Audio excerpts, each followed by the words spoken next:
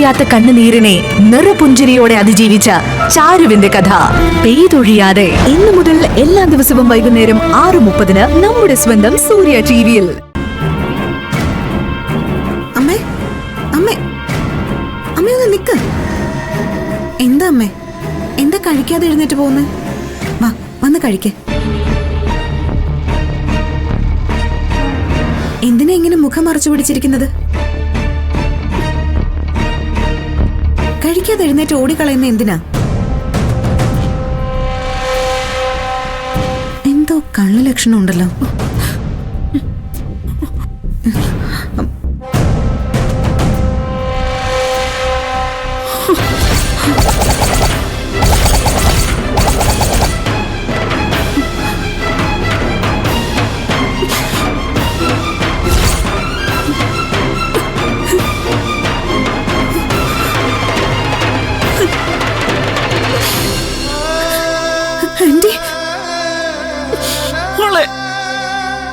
Anti, എന്താ ഇത്? Anti എങ്ങനെ ഇവിടെ?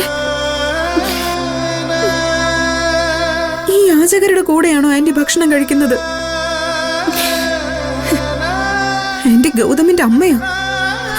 ആന്റി ഈ അവസ്ഥയിൽ കാണുമ്പോ എന്തുമാത്രം സങ്കടം ഉണ്ടെന്നറിയോ? എന്തിനാ ആന്റി ഈശ്വരമംഗലത്തുനിന്ന് ഇറങ്ങിപ്പോയി കളഞ്ഞത്? എന്ത് കോലമാണിത്? എന്തിനാ ആന്റി ഇങ്ങനെയൊക്കെ കാണിക്കുന്നത്?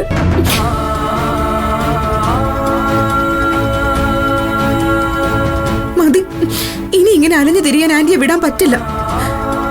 ഗൗതം, അയ്യോ മോളെ വേണ്ട, ഗൗതമിനെ വിളിക്കരുത്. വിളിക്കരുതെന്നോ?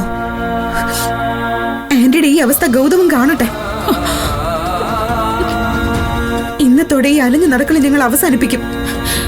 ഒന്നും വേണ്ട നിധി, ഗൗതം എന്നെ കാണാതിരിക്കാനാ ഞാൻ ഈ കഷ്ടപ്പാടുകൾ മുഴുവൻ അനുഭവിക്കുന്നത്. നീ ഇങ്ങോട്ട് വന്നേ, നമുക്ക് അങ്ങോട്ട് മാറി നിൽക്കാം. ആന്റി, ഞാനൊന്ന് പറയട്ടെ. നീ ആദ്യം ഇങ്ങോട്ട് വാ. വാ.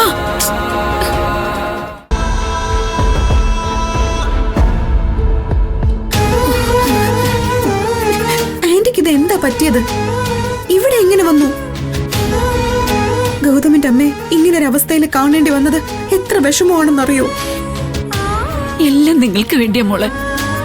ഞാൻ ആരാണെന്ന സത്യം പിന്നെയും ഞാൻ ഈശ്വരമംഗലത്ത് നിന്ന എല്ലാവരും അറിയും. അതോടെ ആ കുടുംബത്തിൽ ബാക്കിയുണ്ടായിരുന്ന സമാധാനം കൂടി ഇല്ലാതാവും. ഞാൻ കാരണം എന്നെ ഗൗതമോ പാർവതിയോ വേദനിക്കാൻ പാടില്ല. അതുകൊണ്ടാ മോളെ ആ കത്തെഴുതി വെച്ച് ഞാൻ അവിടുന്ന് ഇറങ്ങിയത്.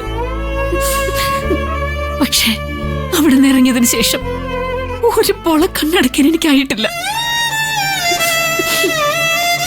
എന്റെ മുഖത്ത് കണ്ണീര് പറ്റിയിട്ടില്ല.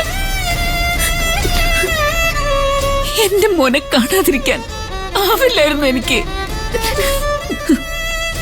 എത്രയൊക്കെയായാലും എന്റെ മോനല്ലേ ഗൗതം. ഞാൻ നൊന്ത് പ്രസവിച്ചതല്ലേ അവനെ.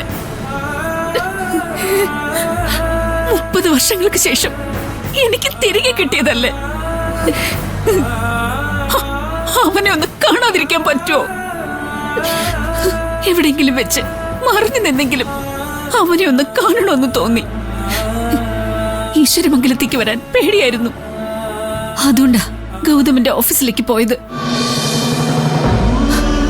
അവിടെ ചെന്നപ്പോ നടന്നതെല്ലാം അറിഞ്ഞു മോളെ. എല്ലാം ഉപേക്ഷിച്ചിറങ്ങിയ ഗൗതം തനിച്ചൊന്ന് രക്ഷപ്പെടാൻ വേണ്ടി പെടാപ്പാടുപെടുന്നു എന്നറിഞ്ഞപ്പോ എനിക്ക് എന്തുമാത്രം വിഷമായി എന്നറിയോ?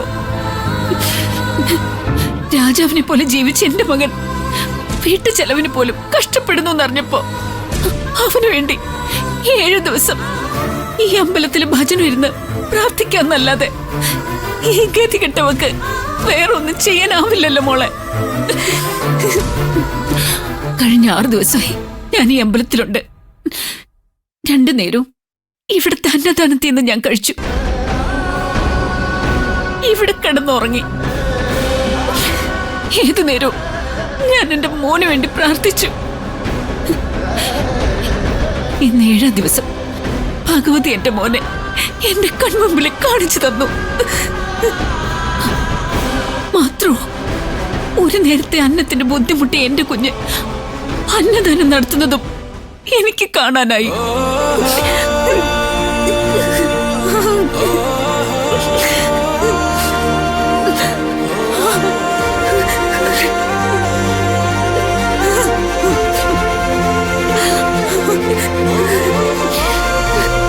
നിങ്ങൾ രണ്ടുപേരും അല്ലാതെ എനിക്കിന്ന് പറയാൻ ആരാണുള്ളത് മോളെ?